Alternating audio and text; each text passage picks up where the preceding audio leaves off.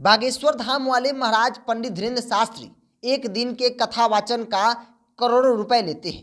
तामझाम होती है, महंगी गाड़ियों में बाबा घूमते हैं। यूँ कहें तो बाबा की लाइफ बिल्कुल लग्जरी है। अगर वो करोड़ों रुपए नहीं लेंगे, करोड़ों रुपए चार्ज नहीं करेंगे, तो फिर वो अपने लाइफ स्टाइल को मेंटेन कैसे करेंगे।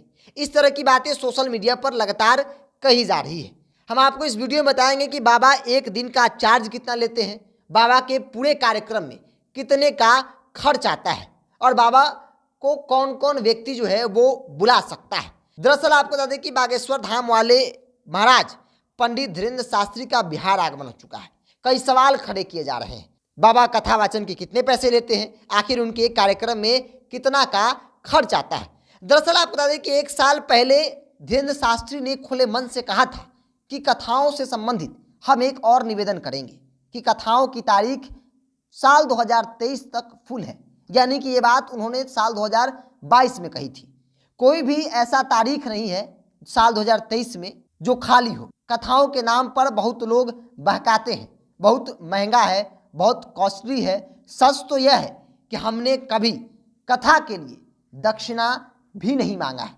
जो व्यवस्था है सिर्फ व्यवस्था मांगी है। पंडाल ज़्यादा होनी चाहिए।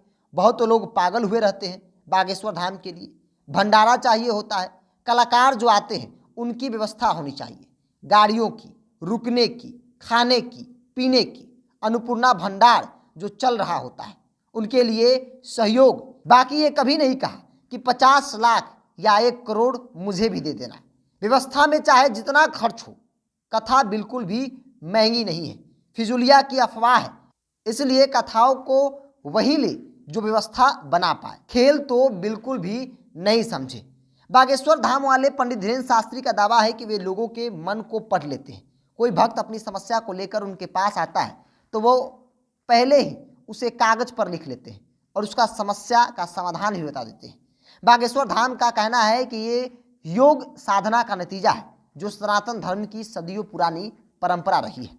आभासी शक्तियों के जरिए वे भक्त की समस्या जानकर उसे कागज पर लिख लेते हैं।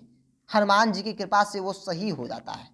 हनुमान जी की गदा की तरह दिखने वाला ये मुगदर हमेशा बागेश्वर महाराज के साथ रहता है।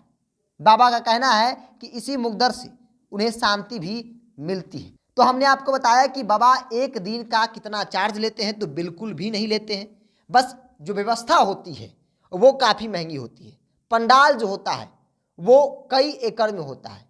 चूँकि लाखों श्रद्धालु, लाखों भक्त कथा सुनने के लिए आते हैं, तो उनके लिए उचित व्यवस्था, खाने पीने, रहने, मेडिकल समेत तमाम व्यवस्थाएं जो है वो भक्तों के लिए होनी चाहिए। या फिर बाबा के साथ जो लोग आते हैं, चाहे वो म्यूजिशियन हो या फिर उनके सहयोगी हो या फिर बाबा ही क्यों ना हो, उनके रहने खाने संबंधित तमाम व्यवस्था जो है वो जो व्यवस्थापक होते हैं उनको करना होता है। हालांकि वो महंगी ज़रूर पड़ती है, लेकिन बाबा एक कथा कहने का या फिर कथा कहने का 1 रुपया दक्षिणा तक भी नहीं लेते हैं।